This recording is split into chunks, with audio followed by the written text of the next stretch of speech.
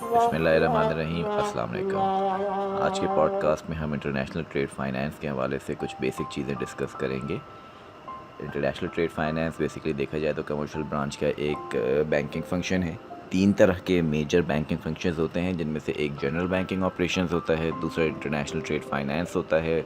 और एक credits advances loans की जो एक फ़ंक्शन जो है वो बैंक अपना प्रोवाइड कर रहा होता है। जहाँ तक इंटरनेशनल ट्रेड फाइनेंस का ताल्लुक़ है, इसमें बेसिकली ट्रेड ऑफिसर जो होता है वो आपके जितने भी ट्रेड के मामलात होते हैं, ब्रांचेस के जो ट्रेड कस्टमर्स होते हैं, उनकी जो ट्रेड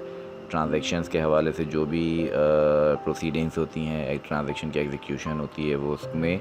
मुआवनत करता है। बेसिकली इंटरनेशनल ट्रेड फाइनेंस के हवाले से जितनी भी ब्रांचेस जो कि ट्रेड के लिए अलाउड होती हैं, वो बेसिकली FCY ब्रांचेस होती हैं, यानी कि ऐसी ब्रांचेस जिनको फ़ॉरेन करेंसी में या फ़ॉरेन एक्सचेंज सेटलमेंट जिनको अलाउड होती है और वो फुल फ्लैज ब्रांचेस होती हैं, वही ट्रेड के हवाले से जो है वो ट्रांजैक्शन एग्जीक्यूट कर सकती हैं, या वही ट्रेड के कस्टमर्स को बेसिकली वो लुक आफ्टर कर सकती हैं।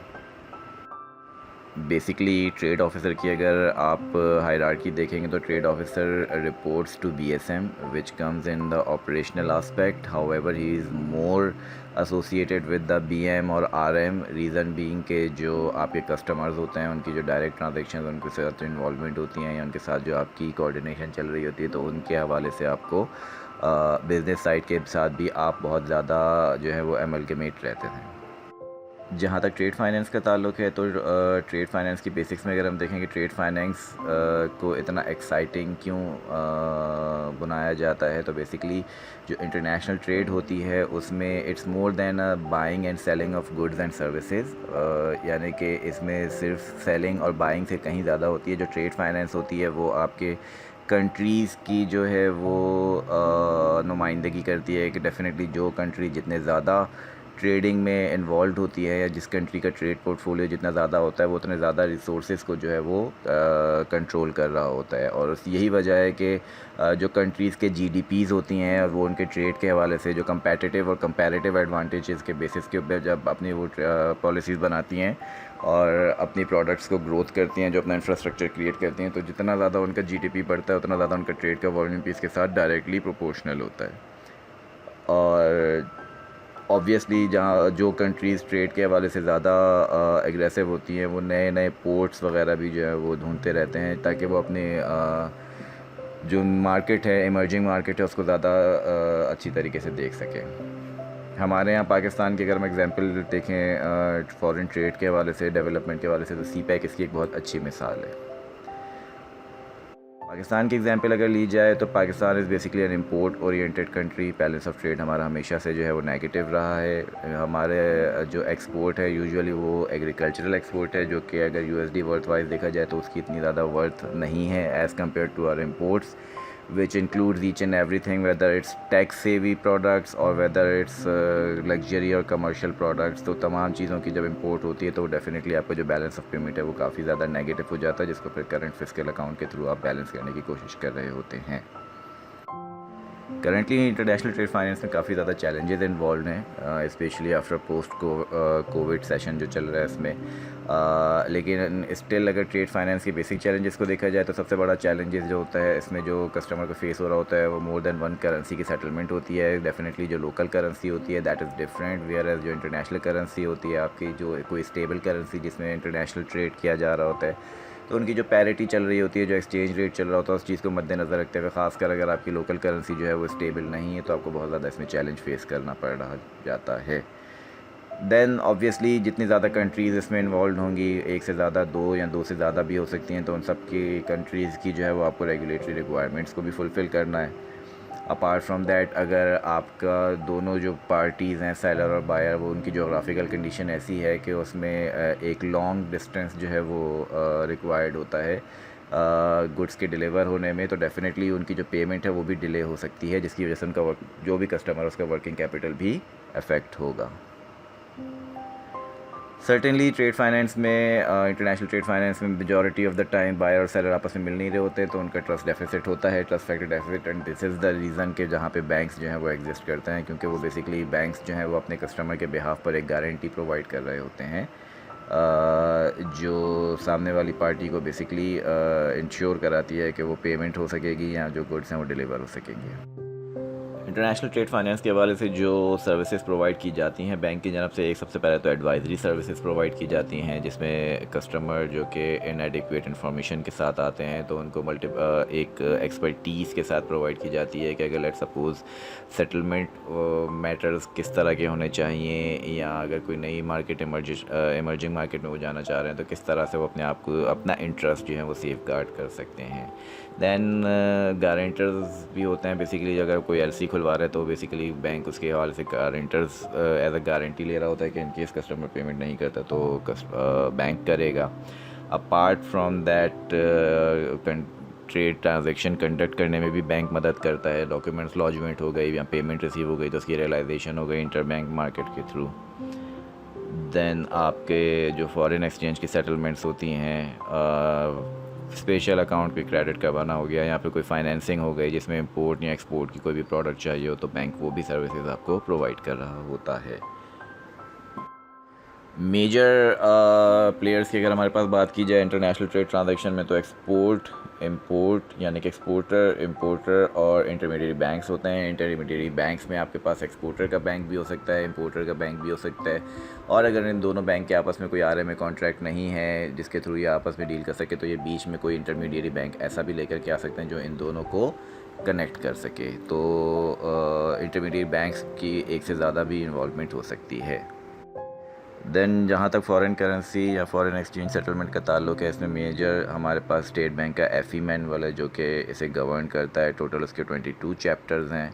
जो एरिया वो कवर्ड करता है वो ये ऑथोराइज डीलर्स को करता है कि कौन कौन एज एन ऑथोराइज डीलर जो है वो सर्व कर सकते हैं। एफ़ी के रेट्स हो गए, करेंसी अकाउंट्स, रेमिटेंसेस के हवाले से कौन सी अमाउंट रेमिटेंसेस परफॉर्म कर सकते हैं, कौन सी नहीं कर सकते। इनफैक्ट एम फॉर्म में भी जब आप कोई रेमिटेंस का अप्रूवल ले रहे होते हैं तो उसमें आपको बाकायदा एफ़ी मैनुअल का चैप्टर और पैरा नंबर मेंशन करना पड़ता है रेफरेंस के लिए।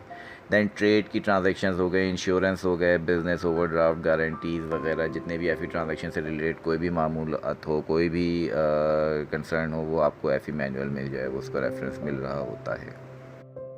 एफ़ी मैनुअल के थ्रू ऑथोराइज डीलर्स की लिस्ट भी मिल रही होती है। रिस्ट्रिक्शंस अगर कोई लगी हुई हैं फॉरेन एक्सचेंज में तो आपको वो भी पता चल रहा होता है। पेमेंट्स के हवाले से या ब्लॉक्ड अकाउंट्स में कौन सी ट्रांजैक्शन करनी है, स्पेशल अकाउंट्स जो होते हैं कस्टमर्स के, कोई फॉल्स स्टेटमेंट अगर हो गई तो उसका क्या पेनल्टी प्रोसीजर होगा, ये भी आपको एफ़ी मैनुअल के थ्रू जो है उसके हवाले से मिल रही होती है इन्फॉर्मेशन। बर्डन ऑफ प्रूफ हो गए, बार ऑफ लीडिंग प्रोसीडिंग्स हो गए। तो इस तरह की तमाम इन्फॉर्मेशन जो है बेसिकली SBP एफ़ी मैनुअल के थ्रू मिल रही होती हैं। अपार्ट फ्रॉम दैट ये वक्तन फ़वक्तन अपडेट भी होता रहता है और नोटिफिकेशंस के थ्रू बताया जा रहा होता है। ट्रेड पॉलिसीज़ की बात करें तो कंट्रीज़ अपनी trade policies, import export policies, orders जो हैं वो बना रहे होते हैं। ये लॉन्ग टर्म पॉलिसीज़ होती हैं, अपने स्ट्रेटिजिक ऑब्जेक्टिव्स को देखते हुए बनाई जाती हैं। फॉर एग्ज़ाम्पल बहुत सारी कंट्रीज़ जो अपने इस तरह की पॉलिसीज़ रखती हैं कि वो स्टार्टिंग में इंपोर्ट जो है वो उसको फुल करटेल कर देती हैं, उन्हें मना कर देती हैं, इंपोर्ट के ऊपर बैन लगा देती हैं। लोकल इंडस्ट्रीज़ को जो है अपनी वो बूम कर रही होती हैं, और फिर जब वो लोकल इंडस्ट्रीज़ का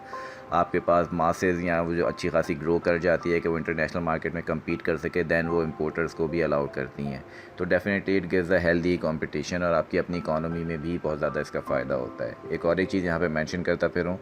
कि हमारे यहाँ जो लोकल असेंबल्ड और लोकल मैन्युफैक्चर का एक कॉन्सेप्ट है, तो डेफिनेटली जो लोकल मैन्युफैक्चरिंग है वो ज़्यादा इकॉनमी के लिए फ़ायदेमंद साबित होती है as compare to local assembling, जिसमें आप कंप्लीट सामान मंगवा कर के सिर्फ अपने पास असेंबलिंग कर रहे होते हैं क्वालिटी इश्यूज़ की वजह से। तो अगेन वो आपके इतना अच्छा इम्पैक्ट आपकी इकॉनमी पे नहीं मुरतब करती। इसके साथ साथ अगर ट्रेड बेसिक्स की हम बात करें तो ICC पब्लिकेशंस एक होती है इंटरनेशनल चैम्बर ऑफ कॉमर्स की जानिब से, जो कि नॉन गवर्नमेंटल ऑर्गेनाइजेशन है। हाउएवर ये रूल्स बनाते हैं, स्टैंडर्डाइज करते हैं ताकि ट्रेड की कॉम्प्लेक्स ट्रांजैक्शंस को ईज़िली समझा जा सके। ठीक है जी, ये जो रूल्स बनाते हैं वो वॉलंटरीली लोग जो हैं वो उसको एक्सेप्ट कर रहे होते हैं, और ये बेसिकली क्लैरिटी प्रोवाइड करने के लिए है। इनकी कुछ पब्लिकेशंस हैं जैसे UCP 600 है जो LC को गवर्न करती है। दैन URC 522 है universal uniform rules for documentary collection. जो कि करेक्ट डॉक्यूमेंट्री कलेक्शन के जो डॉक्यूमेंट्स होते हैं उनको गवर्न करती है। Then bank to bank reimbursement के लिए URR 725 है, और uniform rule for demand guarantee और डॉग टैक्स रूल्स भी हमारे पास इसके कुछ पब्लिकेशन में मौजूद हैं।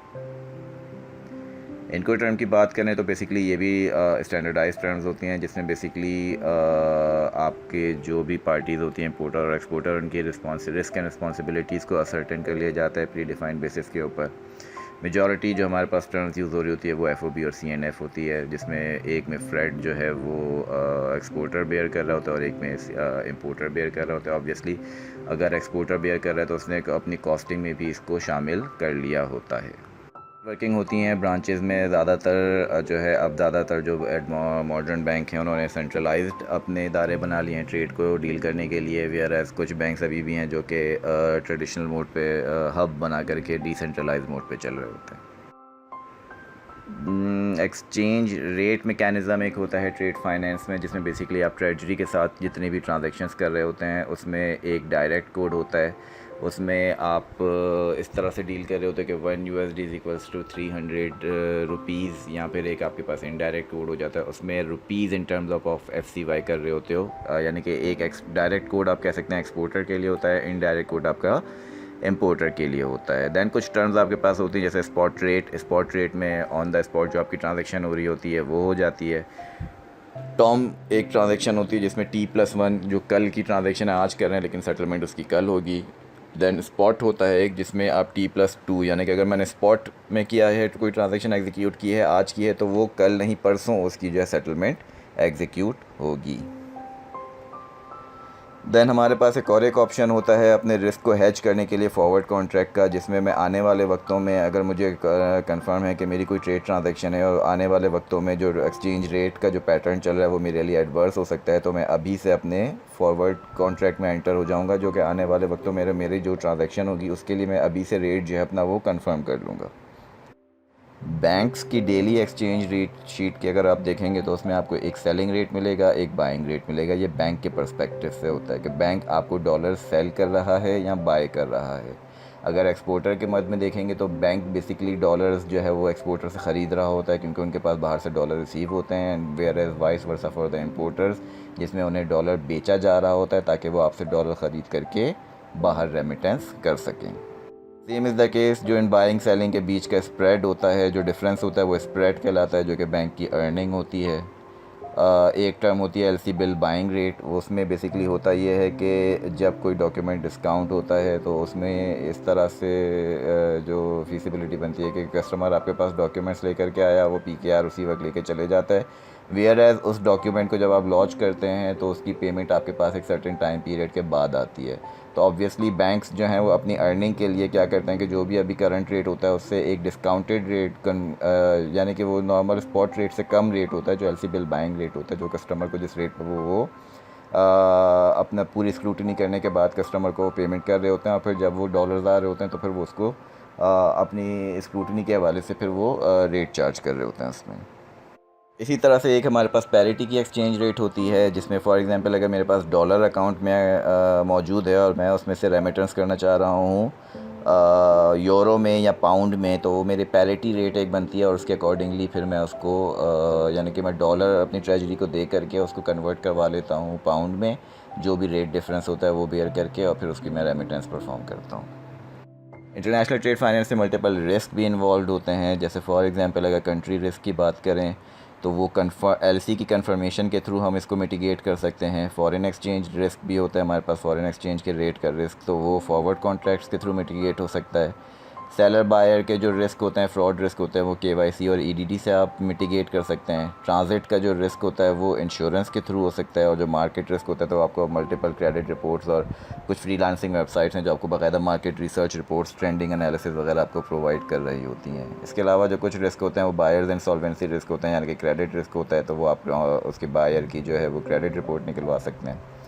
बायर्स एक्सेप्टेंस रिस्क, ये बेसिकली LC और आपका जो कलेक्शन के डॉक्यूमेंट्स होते हैं उनको डिफ्रेंशिएट करता है कि आपके पास जो DP के जो डॉक्यूमेंट्स होते हैं उनमें बायर्स एक्सेप्टेंस रिस्क एग्जिस्ट कर रहा होता है। ठीक है जी। देन सेलर की जो परफॉर्मेंस रिस्क है वो फिर आप सेलर की पास्ट परफॉर्मेंस चेक कर सकते हैं, एनुअल रिपोर्ट्स चेक कर सकते हैं। इन सब की चीज़ों के थ्रू जो है आपको इकोनॉमिक रिस्क और cultural risk, interest rate risk, legal risk और पॉलिटिकल और सोवरेन रिस्क,